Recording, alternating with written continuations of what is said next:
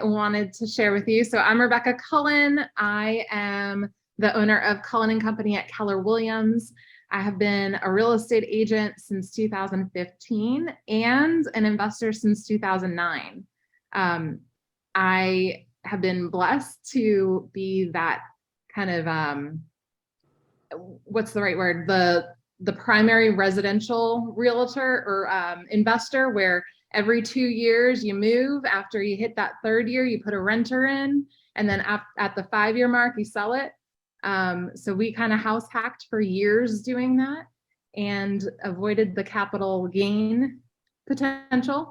And then right now we have a portfolio of 9 properties, including a commercial building, which houses our real estate business. And we have a vacation rental, and we have a property management business or arm to our residential business as well. So I found a need for a group like this in the Charlotte area. We have a lot of investor meetups, but not those that typically talk around education. And so this is a hyper local community that really talks about the education behind how to do the investing or how to find the deals. And so that's why we brought Grid to you guys. And I am a subject matter expert, but I love to learn from people that are doing it better than I am, which is why we brought Noah on today, because the topic, the topic is like his subject matter expertise. So I'm gonna let you do your thing, introduction wise, Noah. Yeah, I'm excited. This is super cool. Like when I was like, Grid, that's awesome. I love acronyms. What does this mean? What does this stand for? I logged online. I was like, oh, this is like my people. This is like, I could see myself getting along with this group, and we're off to a great start. So I come from an education background when it comes to real estate investing. Like I studied real estate in school at university and finance and things like that. But I was kind of in the right place at the right time. Literally the week after I graduated, I started working for a company that taught this in like a seminar workshop type format. I didn't even know that world existed. And that company was Rich Dad Education. So I started working right out of the gate from the guy whose books I've been reading for years, Robert Kiyosaki. So I got to learn some really cool stuff from him and Than Merrill. And then I got to travel all over the US and Canada teaching this stuff to classes and groups. And it was a great time. COVID hit, and all of that world shut down, travel, seminars, large groups, things like that. And I found myself hanging out at the dining room table with my kids, and I'm just like, I got to get out of this house. What am I doing? So when everything kind of like the lid lifted, I was like, all right, let's go. Like, who's got a meeting? Who's got a group? People who wants to learn? And that's what I love to do. I'm weird like that. Those of you who met me last night, you can see that I just like surrounded myself with like-minded people, entrepreneurs, and real estate investors in particularly. It's hard to talk about going out and taking on a $1 million loan, even though we know we're going to make money with it, with our friends and family, or with people who don't understand what it is that we do. Like their heads going to explode when we talk about this stuff at Thanksgiving. So it's nice to be around like-minded people. I invest in North Carolina, Virginia, Florida, South Carolina. 99% of my business is 20 minutes from where I live in Columbia, South Carolina. So I know we got some people in North Carolina, South Carolina. Love it. That's awesome. This is my favorite part of the business. So when we get into financing, and I'll tell you, like, what scared me the most as a new investor, because it seems like there's some really experienced people on this call and also some very new folks as well. Either way, you're in good hands. What scared me the most was the funding. So being young, looking young, feeling as though I didn't have experience or confidence. It was like, where do I go? How do I start? And sometimes we let that, I don't have the money, I'm not a million, get in our way. And I'm just here to tell you, the money can be the easy part. It can be the easy part. So hopefully after this session, if you have any questions at all, fire away. But we'll go through some different avenues of how to get funding. And, Rebecca and I were talking, and it was like, hey, we'll share some of the slides and info, and then like we'll kind of like, how did you use that when you got started, and how can this group use that with where they're at right now? So I'm excited. Can you Yeah. tell? Well, and this is very kind of, I don't want to say Pop Tart. This is like, if you guys have anything to add, like keep it engaged. I know Zoom's weird, but like the best way to present is to get energy around the audience. So if you guys have something to say or have any anything to add to it, then just either raise your hand if we miss you, or if you're typing in the chat box, just add value, because it's gonna rock if you guys engage. Okay. So we kind of already did the member intros. We meet every second Wednesday of each month at 5 p.m. We've been doing some Zooms, we've been doing some in person. So, definitely record every single one of these, and we make sure that they get out to the attendees. Noah, you already did your intro. And is there any specific niche that you have? I love private money. Last night, that's what I was talking about, and probably talk about that today. I've really just enjoyed helping people, and we can talk about that mindset of helping people in like make money with their money. And it's been really rewarding to use private money lenders. Like when we first got into real estate, it's like, where am I getting the funding, this and that? And I felt desperate because I needed the money. And now it's like flip-flopped, where it's like people are coming to us because they want to put their money to work. So it's different side of the coin to be on. And I just love sharing those experiences. So if I had to say something, I would say private money lending would be like my specialty. My wife, she handles all the projects. She's the construction guru. I don't know how to change a light bulb, but I can have conversations with people and help them get excited about lending on and funding our deals. It's funny. It's funny that you say that, because oftentimes I'll come across a real estate agent that calls me and is like, "Hey, I can't figure out how to sell this." And I look at it and I'm like, "I'll just buy it." And, in their mind, they're like, "What? Like, that wasn't why I was reaching out to you." And Yeah. so if the deal makes sense, then you just buy it and you figure out how to find the money. Like, if there's a deal in front of you, you'll find the money. Yeah, it'll be there. And having that effective communication, hopefully that's something we can work on tonight too, of just how to, like, we know it's a good deal sometimes. We're like, like, how do we explain that to someone? Right. Yep. And I think you have a little bit to share about this particular slide. Yeah. So this isn't like, right, it says at the top, important, right? And how many of you have been on webinars or gone to workshops and it's been like, oh, wait, here's the legal disclaimer. We should talk about this. Like, nothing's guaranteed. And then it's interesting how a lot of places will, or people will skip over this because they're like, yeah, you guys get it, whatever. We could talk about this for like 3 hours, this stuff right here. And it's so important. So today we're going to talk about money, raising money and things like that. And I'll tell you,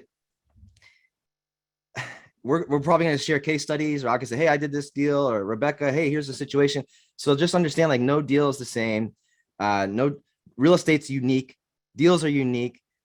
I've done this 100 times. I never had something go exactly the same every single time, even though we have systems and all that stuff. So just know, like, if I share with you a success from myself or one of our lenders, like that's never going to happen the same way for you. It's going to be different. Maybe it's going to be better.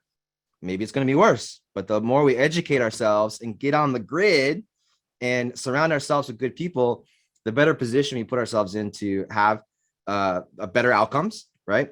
And I'll also share this with you too. Like, when it comes to especially raising private money and talking to private money lenders, it's so important to surround yourself with business professionals. And this is so like, I'm not a licensed attorney.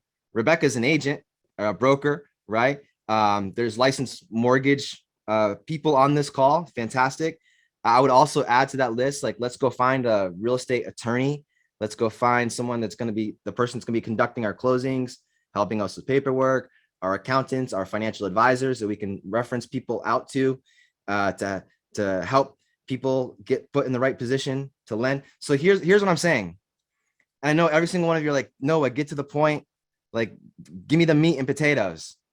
And here's what I tell you, like, this is the meat and potatoes. Like, you want to have licensed business professionals on your team. You want a Rebecca Cullen on your team, because here's what's cool. Many of you are new, right? If you're new, type it in the chat box. Be like, I'm new, or just type a 1, or I'm new, or just wave your hands like crazy, so we know that that's you. Okay, cool. So if you're new, it doesn't matter if it's a hard money lender or a private money lender. Like, that person is gonna, that company, they're gonna ask you, how many deals have you done? In fact, like, I was on Eric's website. I was like, oh, let me just see what the application process looks like. And the first question they ask is, how many deals have you done? Right. And so if you're brand new, what do you say? So I'll give you a huge tip, and something that's really, really helped me and a lot of people likewise. If you're brand new, I would go out before you do anything and get a licensed real estate agent or broker that knows what they're doing on your team. I'd go get the attorney. I'd go get the title company, if that's what you're using. I'd go get my accountant figured out. Contractor, who's your contractor, right? And so I would find the most experienced people, the people with the 5 stars on Google, right? And I would put them on my team, right? This is who I'm going to be doing business with. So if someone does ask you, hey, how many deals have you done? You can say, hey, look, I'm brand new, but Rebecca Cullen, my real estate agent, she's top 1% in Charlotte. So she's the best of the best. My contractor's been in business 20 years. They got 5 stars on Google, or 4.8 or whatever, right? My attorney, they've been in business 30 years. So I might be brand new, but the team that's going to be essentially doing all the work, they're top notch. And that person, if it's a one-on-one conversation or a hard money lender or the representative from that company, they're going to be like, okay, like, you're new, but I like what you're telling me, because you seem to have a plan, right? So this is important legal stuff that keeps us safe when we talk about this stuff, but it's also going to help keep us safe out in the real world. So that's all I got to say about this, but surround yourself with the best of the best. You guys, you'll be all right. I love that. And also feel free to borrow people's vendor lists, because they're vetted, and, you know, sometimes it costs a little bit of money to create those relationships, but I love sharing a handyman that I know will actually show up. So, and again, like, meeting on these calls or these in-person groups, like, I remember someone said that they are in construction. I don't remember who it was. But cool. I would love to sit down and have coffee with you if you've been in business for more than 2 years, and just Julie. Yeah, it was Julie, I think. Julie. Awesome. So if you're local to Charlotte, like, let's get some coffee. Everyone who's local to Charlotte should be getting some coffee with Julie. So, love it. Thanks for that, Noah. Yeah. So guys, you found a deal. Now what? Does anybody on the call know what to do next? I would, if I'm not gonna do a loan or a cash deal, I'm probably gonna try to find some other hard money opportunities or private money opportunities. There's also seller financing. I love doing seller financing. I'm actually working on a seller financing deal right now. So home equity, stocks, other investments. Next month, we're going to be talking about IRAs and life insurance and how to fund yourselves. If you own your own company, then it's going to be easier for you to do it this way, just providing yourself a loan. But the really cool part is we have Noah on here, and you can chat a little bit more about what the difference between private and hard money is. Yeah, for sure. Okay. I know some of those slides are coming up. As I'm sitting here looking at this, I had like an aha moment. So this is great. It says possible sources to fund your deals. So if I were to give an exercise right now, I'd be like, hey guys, list all the different ways that you could fund, or maybe not you. Maybe you're like, Noah, like, look, I'm living in a shoe. I got, I'm strapped for cash. I got nothing right now. Hey, I understand. Then list all the different ways someone else could fund a real estate deal, right? And we got a good list started there. Cash, they might have a home equity line of credit set up. They might have stocks. They might have other types of investments or mutual funds and things. They're like freaking out about the market right now. They might have retirement accounts. They might have a 401k. In fact, real quick, if you have an IRA or a 401k, type a number one in the chat box. If you have an IRA or a 401k, type a number one in the chat box. And it could be from a previous employer, right? Could be from a current employer. Okay, cool. So it's 1, 2, 3, 4, 5. Okay, so far, 5 or 6 people. Guess what? You could potentially be a private money lender. So sometimes we look at, hey, here's all the ways I could buy a place. Maybe, but at the same time, like instead of looking at it that way, look at these are all the different ways I could fund a real estate deal. And I'm telling you this not to turn you from real estate investors to real estate lenders. I'm telling you this because there's other people out there who don't realize that they can be real estate lenders. So if you're a real estate agent, every single day people are coming to you and like, oh, I want to buy a rental property. Why? I want to make I want to get cash flow going, right? I read Rich Dad Poor Dad. I want to get cash flow. Okay, cool. Why? Like, are you going to be managing it? Well, no, like, I don't want to do that. Okay. At the end of the day, what's your goal? Well, I want to make money. You want to make money with your money? Yep. Well, how about instead of going out and buying this rental property, you can lend to me and I'll pay you 10%. And you don't have any of the headache. Would that sound like something that might interest you? Right. So we're teaching people about what their options are. But so, yes, these are ways where we could fund real estate. That's what we're talking about here. These are ways we can fund real estate, but these are also ways other people could fund your real estate. Does that make sense? So just kind of having some awareness around that. But yeah, like I feel like Rebecca and I were talking before we got on this call. It was like, I feel like right now is the easiest time to raise money for real estate because people are like, there's a war going on in Russia. There's this inflation bill, and lots of times bills do the opposite of what they're titled. So I don't know what's going to happen in the world. You know, they're freaking out. And so if they can get involved in real estate and have that money secured by an asset or put it in the hands of some, Sahil or Eric's companies where they pool investors and they figure out where to put it for them, then, that might be a good option for them. Right. I love that. And you just said something really smart. I mean, around we're not sure what the market's going to do. And, I'd rather versus seeing all the depletion of my 401k, I'm probably going to take some of that money out, no problem, put it into something that's giving me a 17% return, which is real estate. Maybe not in the forever time frame, but I was getting 24% return for the last 4 years on my real estate. Yeah. In appreciation or cash flow or in all of the above. In all of the above. Yeah. And people don't realize too, like when you buy a rental property and you're like, oh, I'm making a 10% return. It's like, well, hey, you're also getting depreciation. You're also writing off the interest. So there's also this internal return. And if you really add it all up, it can be pretty high, so. Yep. Another conversation for another day is around cost segregation, which is amazing for that kind of purpose. Other possible sources, finding friends, family, partners, that's great. But now you have other people to deal with. And then lending, there's some hacking that you can do if you're getting, into a second home or potentially a commercial loan where you don't have to put quite as much money down. But again, back to the disclaimer side, I am not a fortune teller. I am not a CPA. I am not your attorney, but I highly, highly suggest if you're not putting 20 to 25% down right now on these conventional loans, you may, we might be in a little pickle in 18 months if you're leveraged too much. So just be careful not to be too leveraged. But traditional banks, they can do some home equity lines of credit, but in 2008, HELOCs were the first thing to go. So again, just be careful. And the private money and the hard money sectors, that having those relationships, that's the key.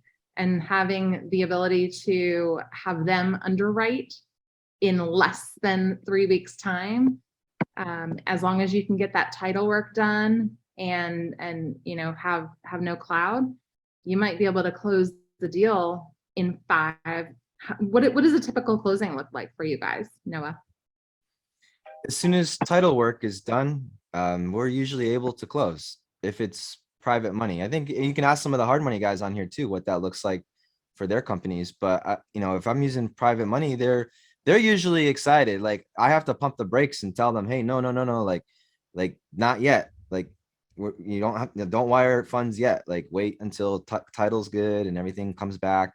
And as soon as that work's done, we can close, which gives you a huge advantage in the marketplace. Like if you're not a cash buyer, but you want to compete with cash offers, this is pretty much the same in regards to timelines, which is super important, which you're not going to always get with the traditional banks. If you walk into your Wells Fargo and you're like, hey, I want to buy a rental property. Yeah, they're going to say, hey, where's your credit at?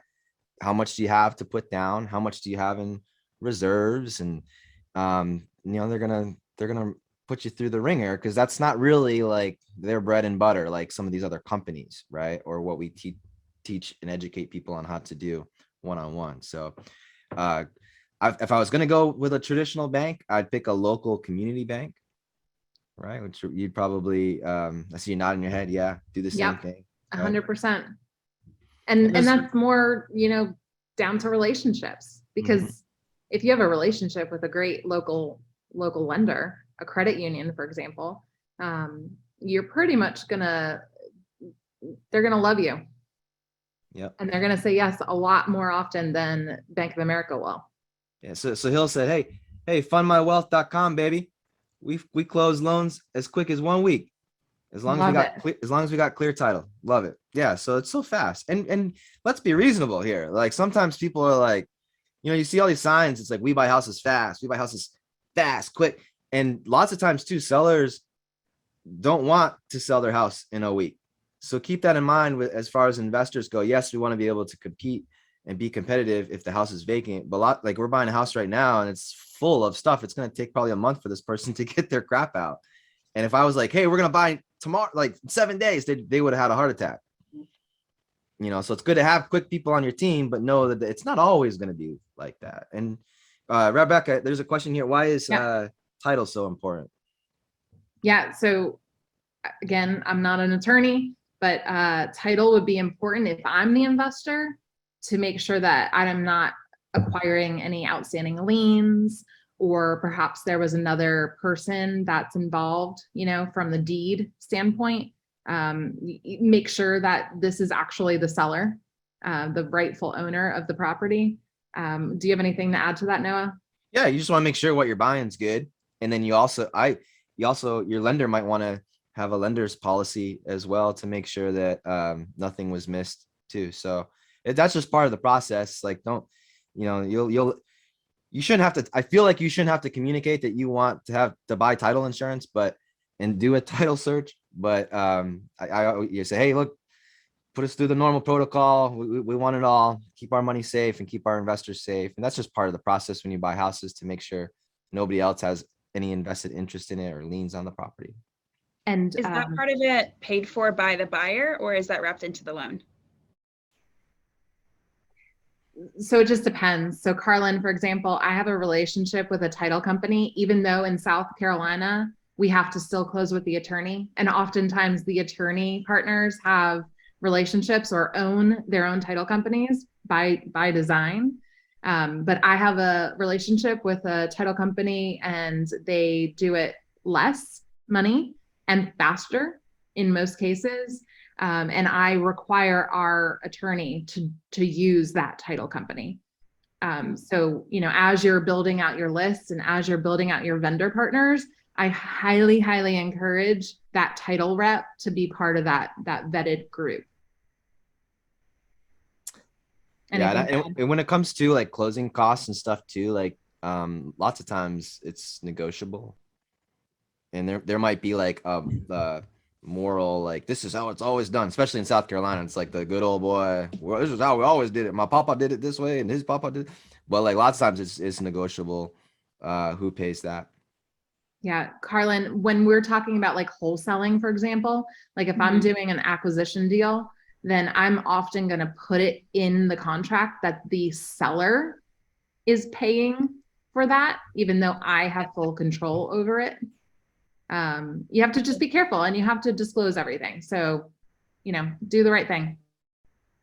Thank you. You're welcome. There's more questions. So, yeah, title insurance is paid by you, the seller. First time investors, please use a real estate. Yes, use a real estate attorney. Absolutely. And Why wouldn't you? that should be part of your vetted resources. All right, private or hard money? Yeah, private or hard money. This is a great question. I think a lot, and the guys on here that are the hard money, like working for the hard money lender companies and funds, like put in the comments anything that you love or whatever, like about what you do and how you help people. I used hard money lenders a lot. Now here's there's a difference here. So like just bear with me. Like if we typed in private money lenders on Google, there'd be like a million results. And so lots of times the type of private money lender that I focus on a lot and like is like my neighbor, right? Someone I used to work with, someone I met at a real estate club, family member, friend, whatever, right? Maybe Rebecca Cullen is a new lender, right? So, hopped on the podcast. Maybe we build this great relationship, but it's relationship based. So lots of times, if you on the Google search, you'll see private money, and lots of times people will invest in the funds, and then someone is in charge of figuring out how to put all that money to work, right? So it's a little bit more institutional, but not like a traditional bank. So just kind of, I mean, at least that's my understanding of things, right? But they're great. So like, here's what I love about hard money companies is their job is to fund real estate deals. So if you're looking for a real estate funding store, like if you're at the mall and you're like, oh, I need money, like doors open. Like they got people that want to give you money and they've got deep pockets. And the hardest job they probably have is figuring out where to disperse this money so that it's safe for their investors, right? So use them. And what I would do is I would go to all the different companies. I'd go to ibuycities.com. I'd go to fundbywealth.com. I'd go to I use Vizio and Lima One and Coastal Equity Group as well. Like those are some different companies that are out there, and I would read all upon their terms and what they offer, what they look for, and I would start building relationships with those people like right out of the gate. Because if you need money, their job is to give you money, right? So start build. Now there's some pros and some cons to it. I love hard money because they got deep pockets, but they're gonna lend typically, from my experience, like 80% of the purchase price of the property. So you'd have to bring something to the table, right? And when we do our construction and our rehab, like we're gonna pay up front for the cost of our first draw. Like if I do the demo and get ready for the rough in or whatever, maybe I pay for all of that, and then I submit everything to the hard money lending company, and then they're going to send out an inspector and they're going to say, okay, yep, everything checks off, and then I'm going to get reimbursed. So you may need some more funds up front to get going, right? And if you have those resources, great, game on, right? And then one of the reasons why I love the private lenders is because when I'm borrowing private money, I'm basically getting all the money that I need to fund the deal, the purchase price, and the rehab up front. But for me, in my experiences, but prior to having those types of relationships, I was all on board with hard money lenders. What are you seeing and this is gonna obviously change per person, but like, are you seeing any consistency when it comes to the terms? I'm sorry, the terms. Yeah, so I think just being a little more cautious. And I think one of the guys could probably speak on, like Eric or Sahil could say, hey, look, this is what we're seeing, the things that are changing. but it's still way better than when I first got started. When I first got started, I was paying 14% interest for hard money. It's like I'm on these guys' website and it's like 8%. I'm like, oh my God, like that's such a steal, because there's more companies out there now. So they have to like be competitive, I feel like. So even though people are like, oh, interest rates are climbing, I'm like, they are like, it's not affecting my world at all on the acquisition side, because I was already like, I'm used to paying so much higher when I first got started in the business. So I was always taught too, like, don't worry about the cost of money, only the availability. So if there's an interest rate, whatever the interest rate is, I don't care if it's 7 or 10, I'm going to plug it into my, like, however I analyze a deal, figure out what this payment and hold and the costs are going to be over the time frame I'm going to hold it. And then I'm going to run my numbers. And if it works, great, I'll move forward. Like, I don't think really twice about it. Right. And everything should be set up like a business. Like it really needs to be. These are not emotional decisions. These are truly like logical decisions, and they need to make sense. Yep. Awesome. Yeah. And so he'll says, hey, look, more money for larger loans. We're a relationship lender. More you do with us borrowing over time, it becomes cheaper. Yeah. So like, that's cool. His companies, and a lot of these companies, they're like, hey, look, we're relationship based too, but we don't know you yet.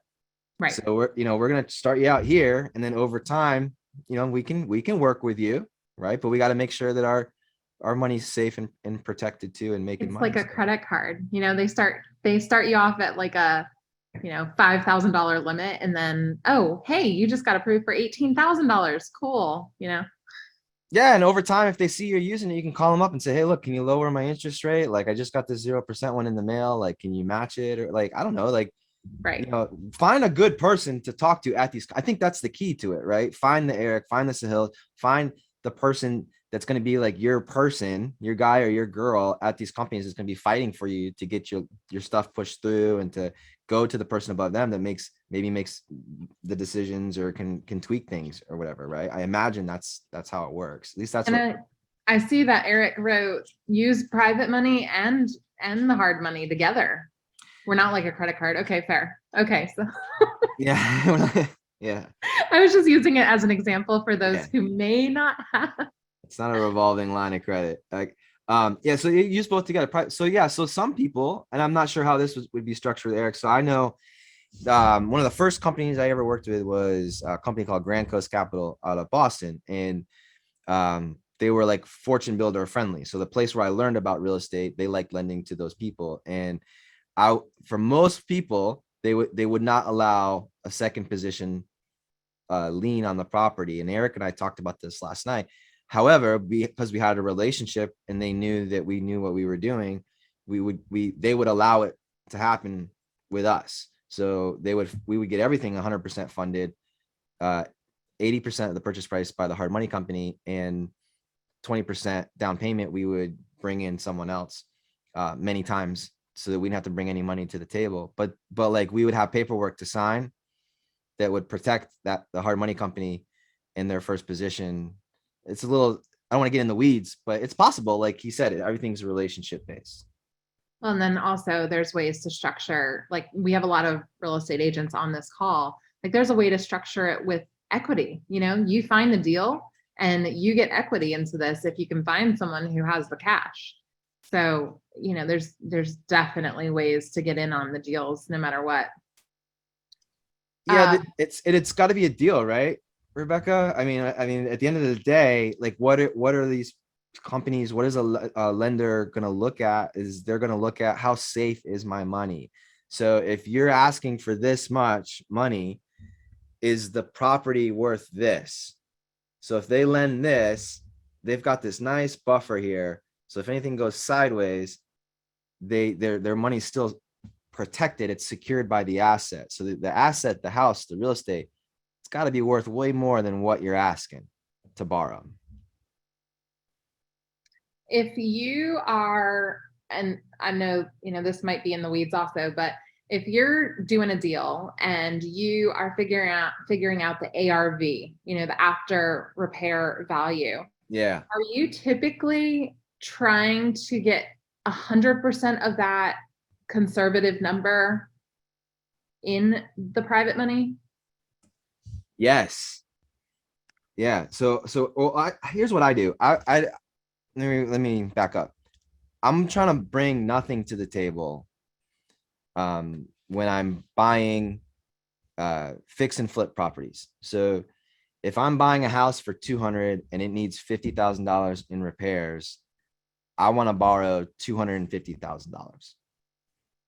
And maybe I want to borrow 260,000, so I don't even have to pay any closing costs. I don't know. But the value of the house has to be 325 or whatever once it's all fixed up. I'm never going to borrow 250 or 260 if the value of the house is 250, because it's just not safe for my lender, and it's not safe for me. That's a bad deal, right? So when we're calculating all of this stuff, it's a very basic formula. For those of you who are new, maybe you don't know. I don't know if you don't know, you don't know, but like, we're going to take what we think the property is going to be worth when Rebecca lists it on the MLS for you. And it's got the granite countertops, the beautiful bathroom, and all that stuff, right? Marble tile, whatever we like in Charlotte. And then we're going to multiply that number by 70%. Okay. So I'm just going to type in here and multiply that by 70%. And then we're going to subtract our repair costs. Sorry, I spelled it wrong, but you know what that means. Repair costs. And then that's going to give us what we offer, or what we're going to buy the home for. And what that does is it gives us a buffer for our profit, for our real estate agent, for all our closing costs and all that. And this keeps us safe. And if you're not following that formula, I promise the deals are out there. And sometimes I hear people all the time, do you do the 70% rule? Because I've been doing 80% instead of 70. You're hurting yourself. Like, if anything, you should go lower. The lower you go with that percentage, the safer the deal is going to be when someone says yes.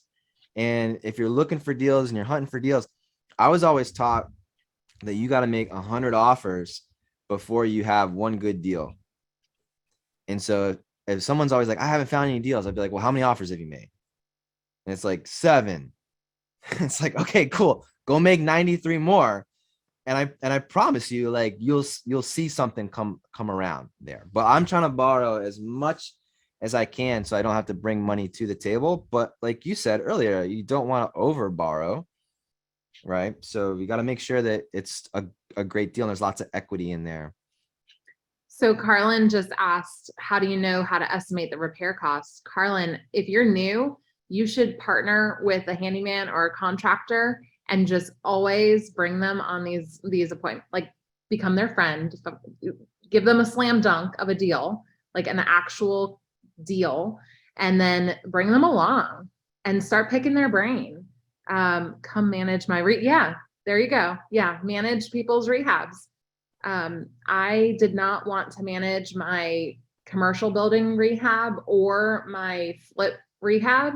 And somebody said that they wanted to learn. And I was like, cool, you get to build your portfolio, but I don't want to have to step foot in there to deal with anything. And she did it for free. And I loved it. Yeah, that's cool. Yeah, it's right. It's like, I'm a big Gary Vee fan, and he's always talking about go learn the business, right? I think Warren Buffett talk, all the successful people will tell you the same thing for sure. And if you have I'll drop my email in before the end here in the chat box. I have like a little cheat sheet that's like estimate repair costs type stuff that I could send you. It's just for estimates. So like, as investors, our job is to be able to kind of get a big picture. I'm not the contractor, so I don't need to know the exact number, but we're going to figure that out. So when I'm making offers, I'm trying to figure out what to offer. Like, we walk the house and I have like a little cheat sheet, and I'll say, this needs fixed, and then I'll add it all up. And I know that's generally what it's going to be. And usually I'll put like a 10% buffer in there to account for stuff that comes up even after you fix up the house and the inspections come back or whatever. And then that'll be what I base it off of. Once we have that estimate, then I'm going to call in my contractor. And some people have one contractor, some people hire multiple, like an electrician, the plumber, and do it separately. But some people, however you want to do it, and then iron out exactly what these costs are going to be. And they should be close to one another. But practice at least 10 times before you go and buy something. Yeah. that's huge. I think the other thing is, you know, Carlin, and I know there's a couple of other people that probably have the same question, like just go to Right Rug or like the local carpet repair people and just find out how much per square foot the builder grade products are. That way, like I know if I'm walking into a 1,700 square foot home, what the average reno is going to cost me. Like the average, like paint and carpet and maybe new countertop. I always know that that package is going to cost X. But Noah, like you hit it on the head, always go conservative when you're making offers, because the best case scenario is you just profit a little bit more. Yeah. Yeah. And focus on too, like if you're marketing or, Charlotte's a big, I know Columbia's a big town. I know Charlotte's a huge area. Like there's lots of outside towns and suburbs that are included in Charlotte, I imagine, Yeah. And Yeah. so I would the pick, best deals right now are Yeah. in like Cabarrus and Gastonia and Cabarrus County, Gaston County, Union County. So yeah, pick like an area that you're familiar with. That's like, maybe it's your neighborhood if you're brand new, and like just master that neighborhood and say, okay, I know this house is vacant. This house is a renter. This house is behind on their taxes. This one's in pre-foreclosure. This is an Airbnb. This one just sold for this and it was really ugly. This one just sold for this and it was all fixed up. And get really good at understanding that. And then if you flip a house in that neighborhood, oh, that's even better, because now you know what's behind the walls, and it's very easy to walk in and be like, oh, this is the same floor plan of the house we flipped 3 times ago. And exactly, you can use the same template and stuff. So it's kind of nice. We don't do a lot of real older homes because there's so much unknowns, but if we can get in those neighborhoods where, we've done a deal already, then we kind of know, oh, okay, we're not going to replace the bathtub, but we'll just spray it. And there's little things you can figure out and start to hone in on. But that's probably one of your biggest obstacles, being new. But like Rebecca said, just have someone walk you through and practice 10 times before you do it. yeah. A couple of sessions ago, we talked about buyer avatars or buyer boxes. And, that's what Zillow and Open Door and OfferPad and all the big hedge funds, that's all they did, was they just targeted their buyer box that they weren't willing to let off. They made no exceptions. And when they made their exceptions, they lost big. And that's why Zillow stopped buying houses. Yeah. Open Door stopped being able to sell them so quickly because they started to do the 90% loan to value or market value to actual. We're going to see here soon, like Orchard is stepping in. So Orchard is the new company that will make an offer, buy it market value, but then reimburse the seller if they make more money. Like in my mind, I'm like, okay, how the heck are they going to make money? But I also think, like, why are we not doing that?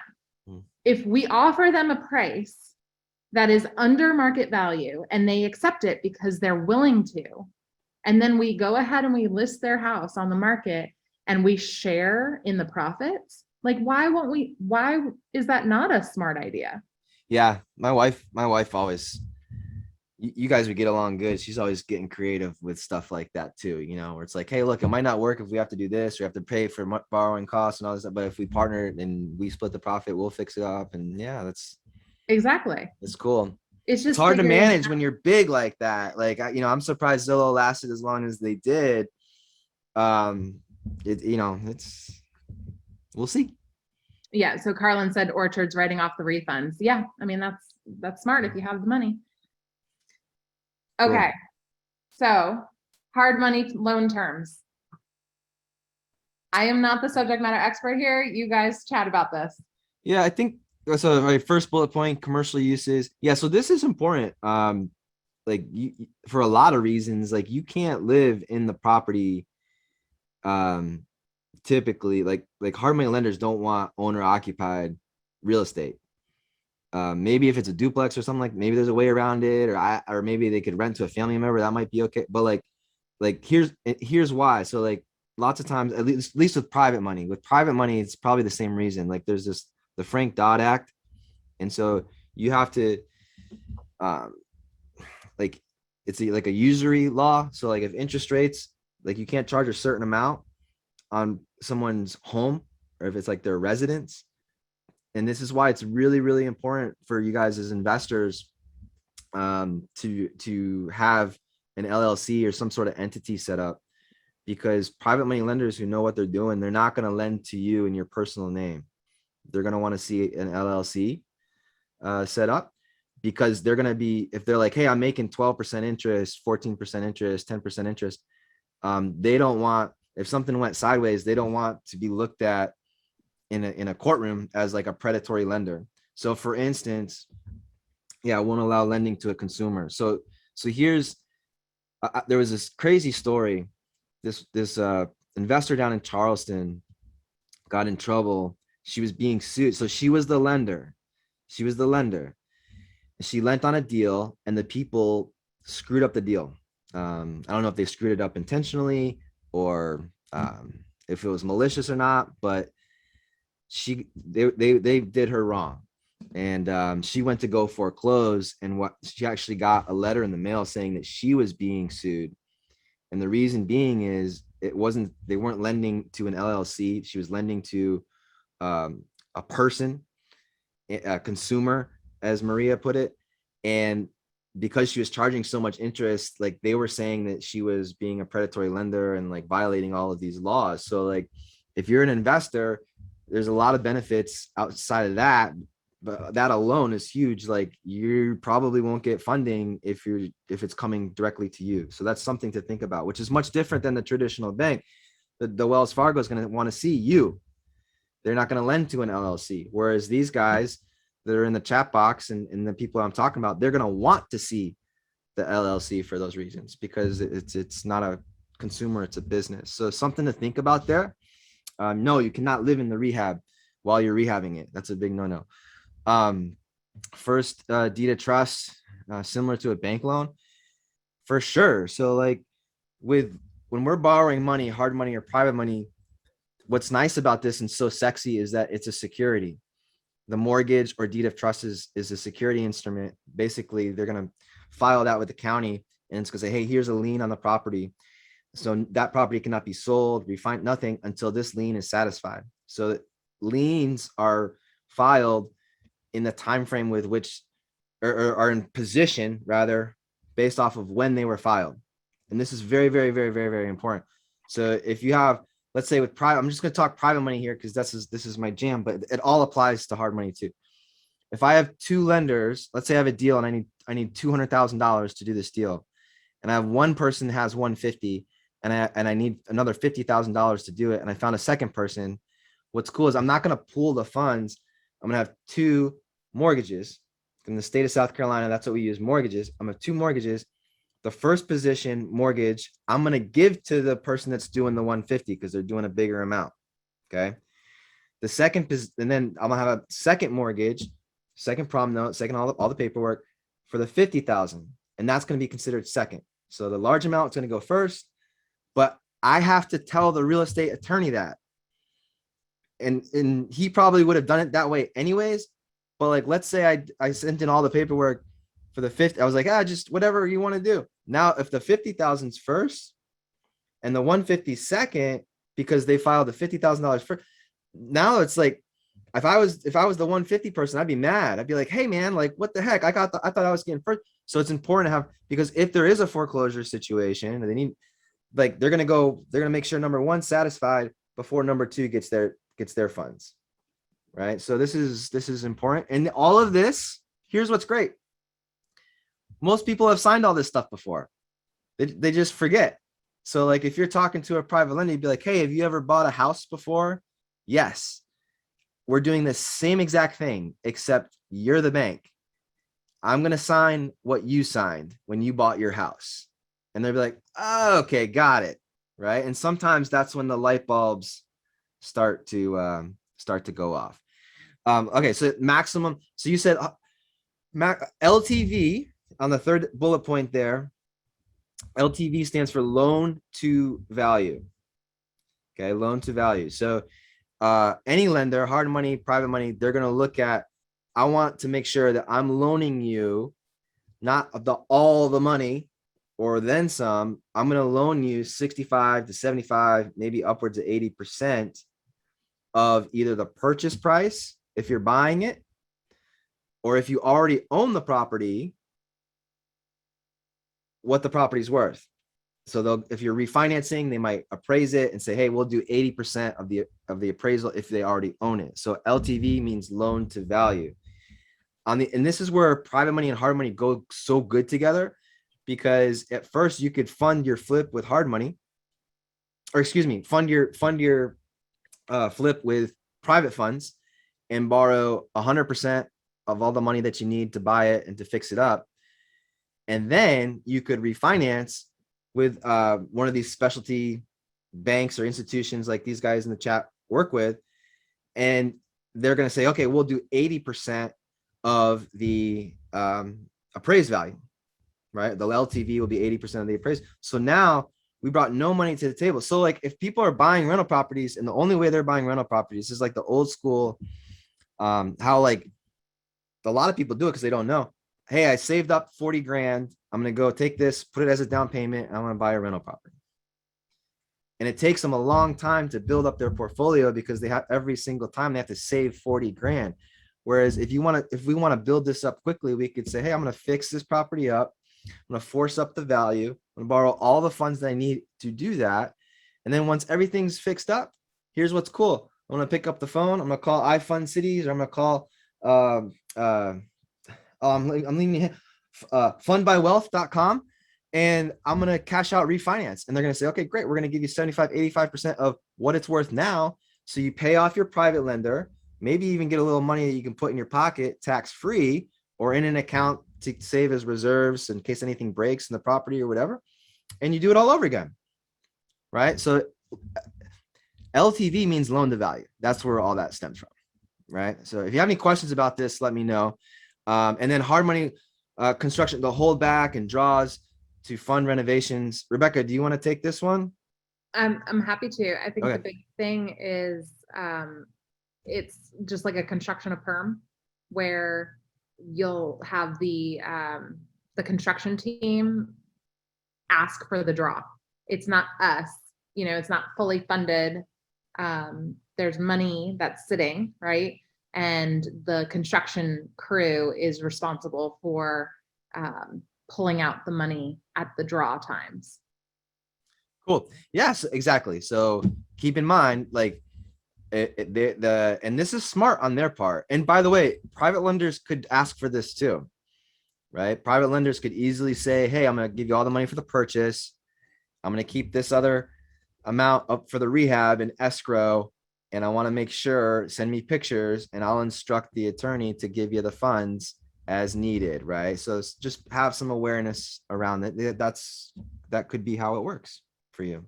Yeah. I think timeline needs to be well thought out. So if in any of this example, especially with the construction holdbacks, like if you're trying to get something done in 30 to 60 days, like you just have to make sure that the lender or the money is available in that time frame as well. Yeah, that's a great point. And since you brought that up too, I'd also say get with your contractor and make sure you let them know that this is how you're getting the funds to pay them. And so that they have these expectations and they can think ahead, because I'm also not going to pay them unless certain things pass inspection or do. So there's like a process to make sure that you don't want too much work done that can be signed off on without them getting paid, if that makes sense. Right. So just get with your contractor and say, hey, look, just so you know, like I'm getting the money from here. So let's work together to make sure that you guys aren't not getting paid for a week or whatever the case may be. Let them know what's going on. Yeah. I'm going to skip through some of these and let you kind of take over more of the private money conversation, if that's okay. Cool.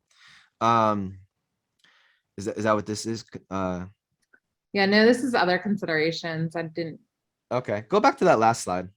I'm yeah. just credit of borrower not as yeah, so the credit, I think I would probably say 640 is probably seems like the hard money number, based off of some of the research I was doing. Points and interest paid at closing on purchase. So like, what's a point? If you're brand new, you might be like, what's a point? What's that? So like typically a point is just a 1% of the loan amount. So if it's 2 points, it's going to be 2% of the loan amount. So sometimes, especially on shorter term loans, private lenders, hard money, they might say, hey, look, it's going to be 2 points, 12%, 2 points, 8%, 2 points. That just means upfront fee. And I've paid upwards of 4 when I was first getting started, trying to figure it out, 14 and 4, so the cost of the loan is directly rated to the risk. Yeah, for sure. The riskier you are, if you're brand new, you're going to pay a little bit more because you don't have any experience yet. Right. And the same thing goes with private money lenders. I got a lot of people that I used to pay 12, 13%, 11%. And I don't do business with them anymore because every time I'm like, hey, do you want to do a deal? They're like, well, yeah, it's 12%. But like, well, I've done 100 of these. And so I feel like I've kind of earned the right to ask for 8. And if they're like, well, I want 12. Okay, well, I'll wait for the next one that might be 12 or we can pay you 12, so over time, you again, it's relationship based. So over time, as you have experience, you're technically less risky, or if it's a safer deal for them, for sure. So Lori had a question. It's okay to pay for money. Yeah. She sent it to me directly, so I wanted everyone to see it. But as an example for hard money scenario, if ARV is 300,000 and reno costs are 75, would your offer be 135K and the loan be 310? There's Now, some come on. math there. Now, Lori, you're gonna ask me to do math on a live webinar. Hold on one sec. I got my calculator out. Let's see. 210 minus 75. Yeah, just as an idea. 135. While he's doing that, you guys can also, it costs money, but there's a 10 BII calculator. Oh, I don't know where my thing is. But on your phone, you can get a 10 BII calculator and you're able to like figure out loans and deals and all the fun things on your phone if you're out in the business. Cool. Yeah, Lori. So 135 is going to be like the max amount I would pay for that property. Right. And then I would try to aim to borrow right around the 210 mark for sure. Yep. Cool. Any other questions? I'm going to dive into some private money stuff then, I guess, Rebecca, if that's what you want to do. Yep. All right, cool. So I actually have these slides. I put this together for the group last night in Charlotte. So if you were hanging out with me at, in the brewery, in the attic of the brewery called Devil's Logic, learning about private money lending, which is like kind of random. Then you'll have seen this before, but I'm going to just pull up some of these. So lots of times the biggest, obstacle that I see people face when they're new and they're learning this stuff is credibility. It's like, I feel like I don't know I'm brand new, who's going to take me seriously. And so there's 7 steps. I'll run through them real quick for you guys. A lot of them we kind of covered already. Like number 1 is just, there's the meat and potatoes, like put good people on your team, right? Yeah. Take a picture of the meat and potatoes. Yeah, for sure. For sure. I see you. I'm glad somebody appreciates my humor. But yeah, this is who you want, right? And learning and then educating. So the more we teach, I love these talks because it keeps me sharp and it makes me like keep up to date with what's going on in the world, and educating people, like it just helps with your credibility. So I would teach people about what their options are to help gain credibility, right? And practice on strangers, practice on random people. Like, if we broke out into networking sessions on a webinar, like that's a great place to practice this stuff. They can act fast, negotiable. There's no credit checks. Loans don't show up on our credit reports, relationship driven. And I truly believe that I'm helping people. And I know for a fact, a lot of people that I work with, the difference between them making 1% on their money sitting in savings and making 10 or 12% as a lender is me. Is they would be stuck with their money in a savings account because they wouldn't know where to go if I hadn't shown them this stuff. So just know that we're never on our hands and knees saying, oh my gosh, like, please lend me money. Like, I need a deal. If you go on Facebook, especially in these groups, it's crazy how people ask for money. It's like, I need money. I want money. I have a deal. Help me. I'm broke. I need a, like, who's going to lend someone money if they're like so desperate sounding, right? So just know this, like, they need us just as much as we need them, and have that confidence. Nowhere else can someone go and make a great rate of return on their money in the form of a loan that's secured by an asset worth way more than what they have in the loan. Like these types of products, to my knowledge, I don't know anything else that can compete with that. So know that. Common terms, we kind of been talking about this. How I set up all my loans, I typically will do like a 12-month balloon loan. So even if I think the house, I can flip it in 6 months, I'm still going to do a 12-month balloon loan. I'm going to set myself up for success. And what I found early on, people don't want their money back. They want it out there working for them so that it's making money. The sooner I give it back to them, the sooner they got to figure out what to do with it. So they'd much rather me. Now, that doesn't mean I'm going to hang on to it the entire 12 months. If the property sells or I decide to refinance, the moment that happens, they get back their money plus interest, right? But I always would rather under promise and over deliver.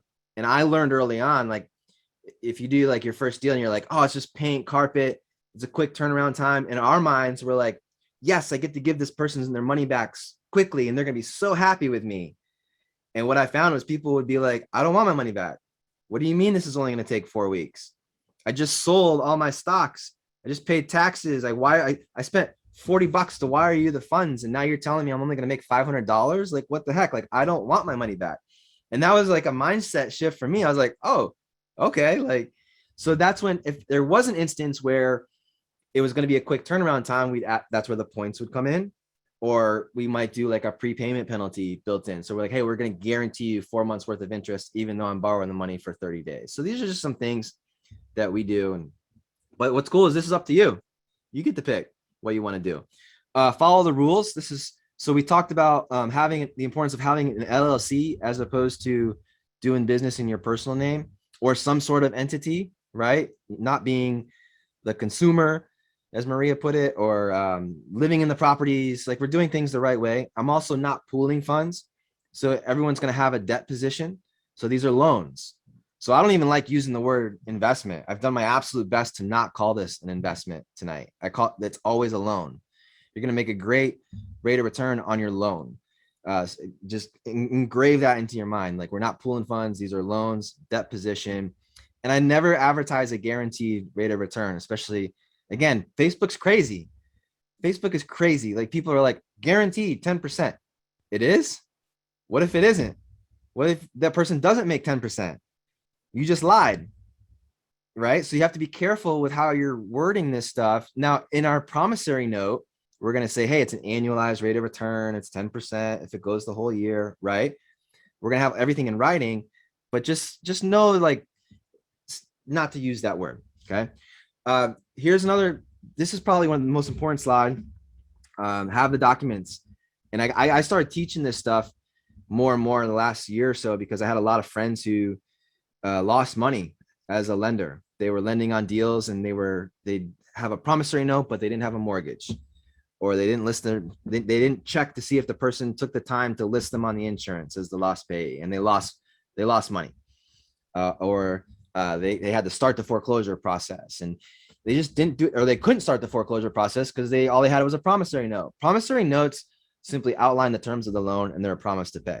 They have like zero leverage when it comes to actually being able to get your funds back. It's very difficult, if not nearly impossible, from what I've seen. Again, I'm not counsel or whatever, but like, anytime that you're lending money, you better have this.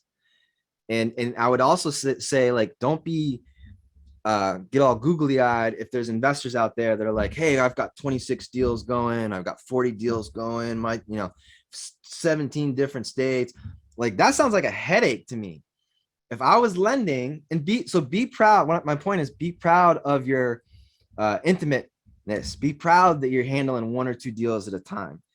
If I was a lender, I'd much rather lend to someone who's solely focused on one or two projects at a time than the person that's trying to be the next Robert Kiyosaki that just went to a seminar, started real estate 3 years ago, and now they're on their 300th deal.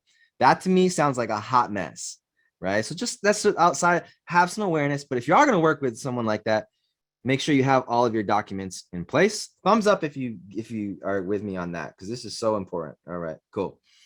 Number 6, know your business model. Know your business model. So this is what we talked about. This is the ARV, the loan amount. So if you're talking to someone about what you do, you can easily spit out numbers. And this is so important, especially with people with money and business people who are savvy with business. So like if you ever watch the show Shark Tank, right? I know exactly when someone is or isn't going to get the money. And it's usually if they don't know their numbers. So if Mr. Wonderful says, hey, what are your sales? What are you projecting? And if they stutter or they don't know, immediately they go down this rabbit hole and they're like, I'm out. And so it's the same thing with us as real estate investors. So here's what, remember I said earlier, pick a neighborhood where you're like, I know this neighborhood. I know these numbers. I know the values. I know what the repair costs are going to get. Real good at this and have an example so that you can easily like roll off the tip of your tongue when you're talking to other people. Hey, Mr. and Mrs. Lender, I buy houses for 100. I put 50 into them. The total loan amount's 150. And that $150,000 is then secured by a $225,000 asset. Just like a bank, just like the house that you're living in, we're going to do the same thing, except now you're the bank. Okay, cool. So I would practice this over and over and over again for your area, right? Wherever you're buying houses, right? And then I would practice my elevator pitch. This is, private money. I don't know if this is much private money. Like it's everywhere. My wife and I were on a plane to the Philippines when I was asking her to marry me. I had the ring in the pocket, and we were going from Manila to this tiny little island called El Nido on this like Indiana Jones plane with like propellers and chicken crates in the back. I thought we were going down, and there was like another couple across the aisle from us. And my wife asked everybody what they do for a living. We're genuinely fascinated. And so like we're on this plane, it's like shaking. I'm like, oh my God, like I met the girl of my dreams. Now I'm going to die. And I look over and she's like talking to this guy. I'm like, why is she talking to this guy? And I hear her yelling because it's so loud in the plane. What do you do for a living? And I'm like, oh my God, she's trying to get a private money lender right now. And this plane's about to go down. And she turns to me and she's like, he's a doctor. And I'm like, oh my God, can we just land this hog? So the money is everywhere. We just got to start looking at it differently, right? So when I look at Rebecca, I'm like, oh, here's a big real estate agent, super successful. She's probably super busy. She would be a great private money lender because she loves real estate. She understands it, right? If I asked each of you what you did for a living, in my mind, based off of like your age and everything, like my mind just goes to like, okay, private money lender today or private money lender tomorrow. So I'm like, it's just a gift and a curse. I'm like, oh, you make $100,000 a year based off of your industry, and you have a 401k, and you put 10% in every year for the last 10 years. You probably got about $120,000 in your 401k. Like this is how my mind works. So the money is everywhere. So I always ask people, hey, what do you do for a living? I'm genuinely curious. And then human nature, it's predictable. They're going to turn around and ask us the same thing. Right?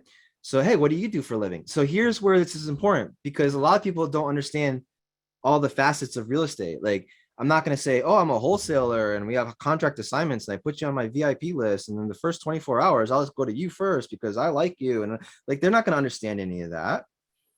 Right? What I am going to say is, hey, have you ever seen the TV show Flip This House? Or the real estate shows on TV? And everyone pretty much there was one girl last night at our meeting. She's like, I've never seen that before. I was like, are you kidding me? Like, what are you doing here? So it's a house, probably like 20, right? Yes. Yeah. I didn't want to go there, but yes. So like everyone's seen. So I paint the brush. You ever seen the TV show Flip This House? Yep. Cool. What'd you like about it? Oh my gosh, I've always wanted to do that. Or my grandpa used to own rental property. Or, you know, the neighbors across the street bought the house, fixed it up, and made a ton of money. I'm curious. And so I'll ask them, hey, what's stopped you from getting started? Why haven't you yet?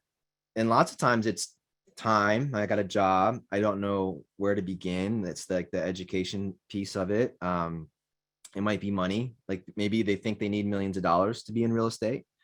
So whatever it is, I'm just going to spin it around and I'm going to say, hey, well, let's say it's education. Like, I don't know where to start. Hey, well, here's what's cool.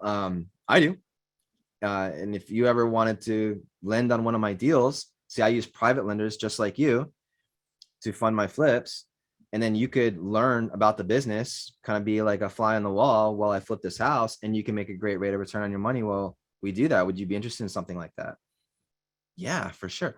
Or it might be like, hey, I want to, but I don't have the money. Well, we could talk about that. What's crazy is lots of times people think they need millions of dollars to get involved in real estate. I use private lenders like yourself, and sometimes they lend 50, sometimes they lend 200, sometimes they lend 500. It really just depends on the deal. Like, we can talk about that, and they make a great rate of return on their money. Do you want to learn more about that? Yes. So we kind of just, whatever the excuse is, we'll just practice teaching them. Remember, credibility tip number 2, learn, then educate, right? So here's my elevator pitch. Now this might be, and we still got a little bit of time, right? 5 minutes. So these are all floors, right? And so here's what I tell you, you might not need to say this. You probably won't say this all at the same time, because this is a relationship-based business. So as I meet people, whether it's at one of my kids' sporting events, whether maybe it's a monthly RIA meeting, maybe it's the grid, like I might start out just saying, hey, what do you do for a living? Oh, you ever seen the TV show Flip This House? Yeah, I do that. And then I won't say anything unless they ask. Okay, so just nod your head if you got that one, right? Yeah, unless they ask. If they ask, I'm gonna go to the next floor, right? Oh, well, what I do is I buy houses for 100, I put 50 into them. I use private funding, so a person's $150,000 loan when I borrow, it's secured by hopefully a $225,000 asset when we go to sell it.